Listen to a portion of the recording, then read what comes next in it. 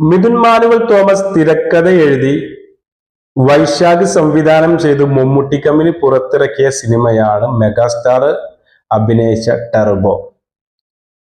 ഈ ടെർബോ മൂവിയുടെ വിജയം ഇത്ര അധികം ആഹ്ലാദത്തോടെ മലയാളികൾ പങ്കുവെക്കാനുണ്ടായ മെയിൻ കാരണം എന്ന് പറയുന്നത്, ഒരു വിഭാഗം ആളുകൾ ടെർബോ സിനിമ റിലീസിംഗ് ഡേറ്റ് പ്രഖ്യാപിച്ച അന്നു മുതൽ സോഷ്യൽ മീഡിയകളിൽ രാവും പകലും അഹോരാത്രം പണിയെടുത്തുകൊണ്ടിരിക്കുകയായിരുന്നു ഈ സിനിമയുടെ തോൽവിക്ക് വേണ്ടിയിട്ട്.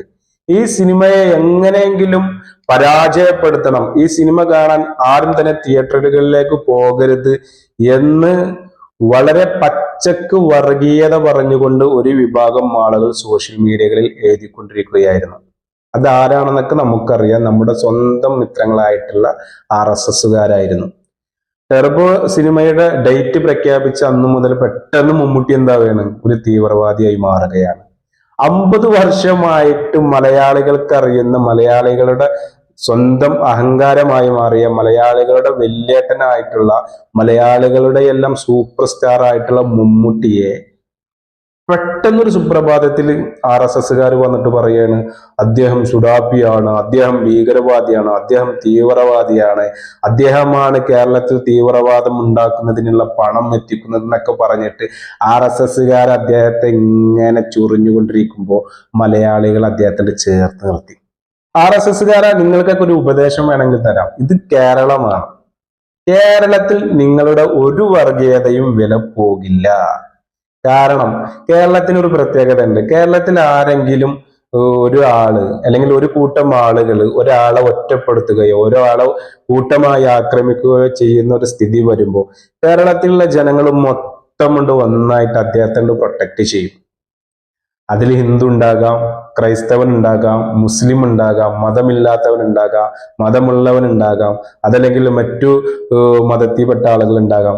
ഇവിടെ കേരളത്തിൽ മതം ഒന്നൊരു പ്രശ്നമല്ല. പക്ഷെ വർഗീയത പറയാൻ വന്നു കഴിഞ്ഞാൽ ഞങ്ങൾ എല്ലാവരും ഒരു ഒറ്റക്കെട്ടായിട്ട് എന്ത് ചെയ്യും, ആരാണോ ഇര ആ ഇരക്കൊപ്പം നിന്നുകൊണ്ട് അദ്ദേഹത്തിന്റെ വിജയിപ്പിക്കാൻ, അദ്ദേഹത്തെ അതിൽ നിന്ന് മോചിതനാക്കാനുള്ള ഒരു പ്രൊട്ടക്ഷൻ അല്ലെങ്കിൽ ഒരു കാവല് നിൽക്കുന്ന പോലെ ഒരു ശക്തി അദ്ദേഹത്തിന് പകരും.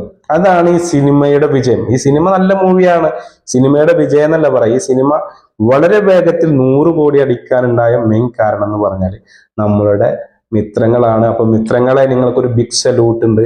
ഇനിയെങ്കിലും നിങ്ങൾ വർഗീയത പറഞ്ഞിട്ട് വരരുത്. നിങ്ങൾ ഭക്ഷണത്തിന്റെ കാര്യത്തിൽ വർഗീയത പറഞ്ഞു, വസ്ത്രത്തിന്റെ കാര്യത്തിൽ വർഗീയത പറഞ്ഞു, താടി വെച്ചതിന്റെ പേരിൽ വർഗീയത പറഞ്ഞു, മനുഷ്യന്റെ ജീവിതത്തിൽ എന്തൊക്കെ സംഭവിക്കുന്നുണ്ടോ അതിലൊക്കെ നിങ്ങൾ വർഗീയത പറയുന്ന ആളുകളാ. അവസാനം നിങ്ങൾ സിനിമയിലും വർഗീയത പറഞ്ഞു. പക്ഷെ ഇതൊന്നും ഇവിടെ യേശുല്ല. കേരളത്തിൽ ഇതൊന്നും വില പോകില്ല എന്ന് നിങ്ങൾ ഇതിലെങ്കിലും മനസ്സിലാക്കിയിട്ട് ഇതിൽ നിന്നെങ്കിലും ഒരു വലിയ പാഠം ഉൾക്കൊണ്ടിട്ട് നിങ്ങൾ മുന്നോട്ട് പോവുക. അല്ലാതെ വർഗീയത നിങ്ങൾ പറയണ്ട. നിങ്ങൾ രാഷ്ട്രീയം പറഞ്ഞോ, രാഷ്ട്രീയം നിങ്ങൾക്ക് നിങ്ങളുടെ രാഷ്ട്രീയം, നിങ്ങളുടെ ആശയമൊക്കെ പറയാം, മറ്റുള്ള രാഷ്ട്രീയക്കാർക്കൊക്കെ പറയാം. പക്ഷെ നിങ്ങൾ വർഗീയത പറഞ്ഞിട്ട് എന്ത് ചെയ്യണ്ട, കേരളത്തിൽ കൊണ്ട് വരണ്ട. കേരളത്തിൽ വന്നിട്ട് കാര്യമില്ല. ഒരിക്കലും എന്തായാലും അത് നടപ്പിലാക്കില്ല, അത് നടപ്പിലാവില്ല. എന്തായാലും ഞങ്ങൾ ആഘോഷിക്കുന്നത് പോലെ നിങ്ങളും ആഘോഷിക്കണം. ഞങ്ങൾക്ക് ആകെ ഒരു സങ്കടം എന്ന് പറഞ്ഞു കഴിഞ്ഞാൽ, നിങ്ങൾക്ക് ഇത്രയും നല്ലൊരു സിനിമ തിയേറ്ററിൽ പോയി കാണാനുള്ള ഒരു വിധി ഇല്ലല്ലോ എന്നാലോചിക്കുമ്പോൾ മാത്രമാണ് ചെറിയൊരു ടെൻഷൻ ഉണ്ടാവുക. പിന്നെ വേണമെങ്കിൽ ചെറിയൊരു ഐഡിയ ഞാൻ പറഞ്ഞുതരാം. നമ്മുടെ സ്ഫടികത്തില് മോഹൻലാലിനെ കാണാൻ മോഹൻലാലിന്റെ അച്ഛനും എന്ത് ചെയ്യുന്നുണ്ട്, തിലകന് തലയിൽ കൂടി ഒരു ഷോൾ ഇട്ടിട്ട് മുഖമൊക്കെ മറച്ചിട്ട് വരുന്ന ഒരു സീനുണ്ട്. അതേപോലെ നിങ്ങൾ എന്ത് ചെയ്യും, വേഷം മാറി വലിയ മീശയൊക്കെ വെച്ച് വലിയ തോടിയൊക്കെ വെച്ചിട്ട് തലയിലൊക്കെ എന്തെങ്കിലുമൊക്കെ കെട്ടിയിട്ടും നിങ്ങളുടെ ശാഖയിലുള്ള മുഖ്യ കാര്യവാവും ദണ്ഡുകാര്യവാവും ഇവരൊന്നും കാണാതെ, ഇവരൊന്നും അറിയാതെ ഏതെങ്കിലും സെക്കൻഡ് ഷോക്കൊക്കെ വന്നിട്ട് സിനിമ കണ്ട് ആസ്വദിച്ച് പോയിക്കോ. എന്തായാലും നിങ്ങൾ സിനിമ കാണാൻ വന്നു കഴിഞ്ഞാൽ ഒരു 5-6 പ്രാവശ്യം നിങ്ങൾ ആർത്ത് വിളിക്കാതിരിക്കില്ല. അത്രയ്ക്ക് രോമാഞ്ചിഫിക്കേഷൻ ആയിട്ടുള്ള ഒരുപാട് സീനുകൾ ഉൾപ്പെടുത്തിയിട്ടുള്ള സിനിമയാണ്. എന്തായാലും 100 കോടിയല്ല ഈ സിനിമ, ഈ ഒരു കുതിപ്പാണ് കുതിച്ചുകൊണ്ടിരിക്കുന്നതെങ്കിൽ ചുരുങ്ങിയത് ഒരു 300 കോടിയെങ്കിലും നേടും. അത് 300 കോടി നേടുമ്പോഴും നമ്മളൊരു വീഡിയോ ചെയ്യും സംഘമിത്രങ്ങൾക്ക് വേണ്ടിയിട്ട്.